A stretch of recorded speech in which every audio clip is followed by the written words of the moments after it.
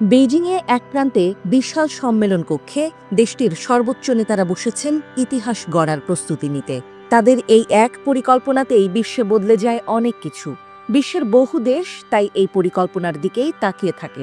এই সপ্তাহেই শুরু হওয়া চীনের কমিউনিস্ট পার্টির সেন্ট্রাল কমিটির এক সভাই ঠিক করে দেবে আগামী ৫ বছরে বিশ্বের দ্বিতীয় বৃহত্তম অর্থনীতি কোন পথে হাঁটবে।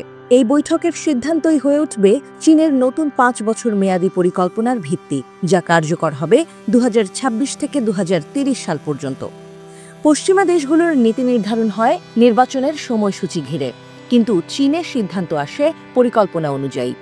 এই পরিকল্পনাই বলে দেয় রাষ্ট্রের শক্তি কোথায় বিনিয়োগ হবে, কোন খাতে চীন এগিয়ে যাবে আর কিভাবে বদলে যাবে বিশ্ব অর্থনীতির ভারসাম্য।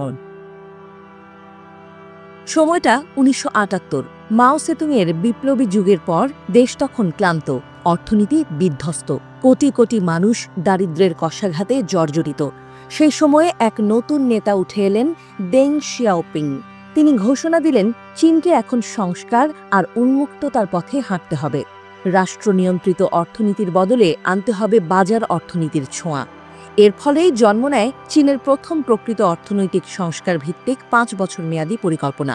এই পরিকল্পনায় তৈরি হয় স্পেশাল ইকোনমিক জোন, যেখানে বিদেশি বিনিয়োগ, প্রযুক্তি আর পুঁজির স্রোত বইতে থাকে। গুয়াংডং, শেনজেন, সাংহাইয়ের উপকূলীয় শহরগুলো একে একে রূপ নেয় নতুন শিল্পনগরীতে। এভাবেই শুরু হয় সেই যাত্রা যা চীনকে পরিণত করে বিশ্বের কারখানায়। কিন্তু এই উত্থানের ছায়া পড়ে পশ্চিমে। আমেরিকা ও ইউরোপে হাজার হাজার কারখানা বন্ধ হয়ে যায়, শ্রমিকেরা হারায় চাকরি। অর্থনীতিবিদরা একে বলেন চায়না শক, এমন এক অর্থনৈতিক ঢেউ যা বদলে দিয়েছিল রাজনীতি থেকে সমাজ পর্যন্ত সবকিছু। ২১ শতকেও চীনের কারখানাগুলো তখন বিশ্বকে সরবরাহ করছে সস্তা পণ্য। কিন্তু কমিউনিস্ট পার্টির মাথায় চিন্তা, যদি এভাবেই চলতে থাকে চীন মিডল ইনকাম ট্র্যাপে আটকে যাবে। তাই শুরু হলো নতুন দিগন্তের খোঁজ, স্ট্র্যাটেজিক এমার্জিং ইন্ডাস্ট্রিজ, অর্থাৎ এমন সব খাত যা ভবিষ্যতের প্রযুক্তি নির্ধারণ করবে, যেমন সবুজ জ্বালানি, সোলার প্যানেল আর বৈদ্যুতিক গাড়ি। চীনের কারখানাগুলো এবার শুধু পোশাক বা খেলনা নয়, তৈরি করতে শুরু করলো ব্যাটারি, সৌর প্যানেল আর ইলেকট্রিক মোটর। বিশ্ব যখন জলবায়ু পরিবর্তন নিয়ে চিন্তিত, তখন চীনের এই রূপান্তর তাকে করে তোলে সবুজ প্রযুক্তির মহাশক্তি। আজ পৃথিবীর অর্ধেকেরও বেশি সোলার প্যানেল আসে চীনের কারখানা থেকে। ইলেকট্রনিক গাড়ির বাজারেও তারা শীর্ষে। আর বিরল ধাতু বা রেয়ার আর্থের যোগানও প্রায় পুরোপুরি চীনের নিয়ন্ত্রণে। এখন কেউ কেউ বলছেন চীনের হাতে এ যেন নতুন এক বৈশ্বিক ক্ষমতা। যুক্তরাষ্ট্রের প্রেসিডেন্ট ট্রাম্প একে বলেছিলেন চীন পুরো বিশ্বকে জিম্মি করে রেখেছে। বর্তমান প্রেসিডেন্ট শি জিনপিং এর আমলে চীনের লক্ষ্য বদলেছে। এখন তাদের মূল মন্ত্র হাই কোয়ালিটি ডেভেলপমেন্ট। এই পরিকল্পনায় অগ্রাধিকার পেয়েছে কৃত্রিম বুদ্ধিমত্তা, সেমিকন্ডাক্টর আর উন্নত প্রযুক্তিতে আত্মনির্ভরতা। চীনের উদ্ভাবন এখন শুধু নকল নয়, বরং নিজস্ব ব্র্যান্ডের গর্ব। টিকটক, হুয়াওয়ে, ডিপসিক এই নামগুলো এখন বৈশ্বিক পরিসরে পরিচিত। কিন্তু এই সাফল্যের মাঝেও উত্তেজনা বাড়ছে।